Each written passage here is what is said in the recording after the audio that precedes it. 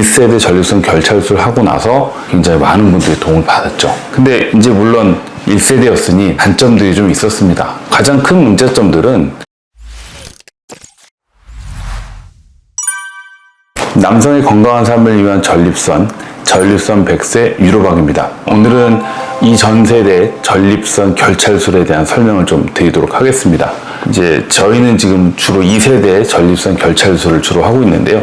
이 전세대 결찰술의 장점이라든가 단점 이런 걸 좀 간단하게 말씀을 좀 드리도록 하겠습니다. 2018년도에 처음 우리나라에 이제 유로리프트라는 1세대 전립선 결찰술이 도입이 됐습니다. 아주 굉장히 획기적인 방법이었고 당시만 해도 이런 비침습적 전립선 비대증 치료법이라는 개념이 없었던 시절이었는데 효과도 굉장했고 그 다음에 부작용도 적고 그래서 굉장히 각광을 얻었고 그 전립선 비대증 치료에 대한 그 문턱을 낮춰주는 아주 큰 역할을 했습니다. 그래서 수술 없이 진행이 되고 신체 부담을 최소화시킬 수 있었고 그 다음에 즉각적으로 바로 배뇨장애 바로 증상이 좀 바로 좋아지고 일상생활 바로 복귀할 수 있고 정말 굉장히 큰 각광을 받았고 굉장히 많은 분들이 도움을 받았죠. 근데 이제 물론 1세대였으니 단점들이 좀 있었습니다. 도입된 지가 거의 10년 가까이 돼가고 있기 때문에 가장 큰 문제점들은 이 클립들이 이동을 한다는 거, 클립이 이동돼서 방광을 자극한다는 문제들이 생길 수가 있고 그 고정하는 클립의 재질이 티타늄이라는 금속이 되어 있는데 이 소변에 노출되다 보니까 여기에 결석이 형성되는 문제가 있었습니다.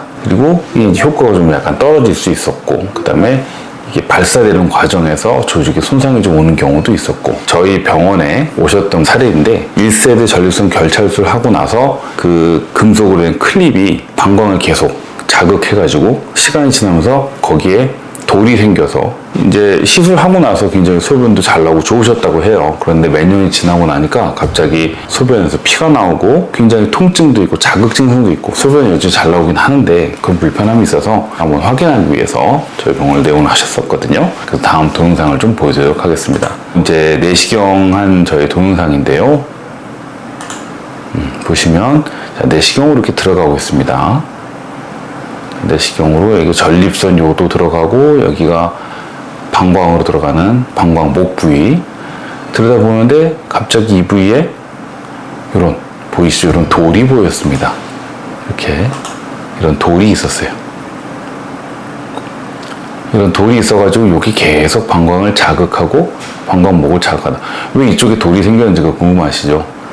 이제 전립선 사이즈가 줄어들다 보니까 이 클립 위치가 변경이 생겨서 그렇게 좀 된 겁니다. 그래서 이걸 제거를 하셔야 된다고 말씀을 드렸고 이게 제거하는 과정들입니다. 그래서 이렇게 굉장히 큰 돌이 화면상 굉장히 삐쭉삐쭉하고 큰 돌이죠. 여기 방광 안에 있으니까 굉장히 자극이 좀 심하실 거고 방광결석이라든가 요로결석 같은 거 경험하셨던 분들은 아실 거예요. 이런 돌들이 굉장히 자극이 심하다는 거, 통증도 심하고요. 그래서 이렇게 일부를 절제를 해내고 접근하기 위해서 해서 이 큰 돌을 이렇게 긁어내서 여기 보시면 이렇게 클립이 보이시죠? 요 금속 클립이 이 요도내로 노출되니까 그게 자극도 되고 소변에 있는 성분들이 거기 들러붙어서 이렇게 돌이 만들어졌다.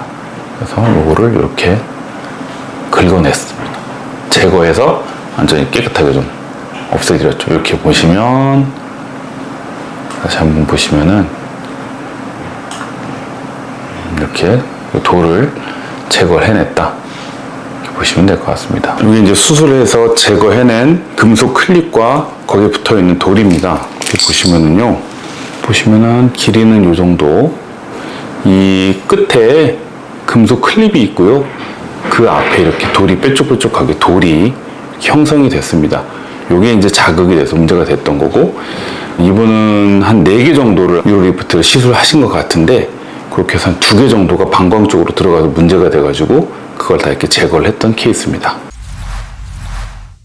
그래서 1세대 전립선 결찰술은 굉장히 좋은 방법이었고 지금까지도 굉장히 활발하게 시술하고 있습니다. 그런데 10년 정도 지나다 보면 아무래도 그동안의 기술의 발전도 있고 그만큼 좋아지고 차를 예를 들면 이제 연비도 좋아지고 최신 여러 가지 자동 주행 기술이라든가 이런 것들이 들어가다 보니까 10년 전의 차와 지금 차는 차이가 생길 수밖에 없잖아요.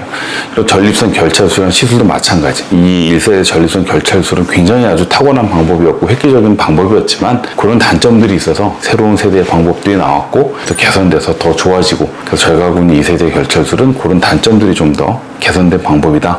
그래서 그런 점에서 차이가 있다라고 말씀을 드릴 수 있겠습니다. 치료 선택에 도움이 되셨으면 합니다. 시청해주셔서 감사합니다.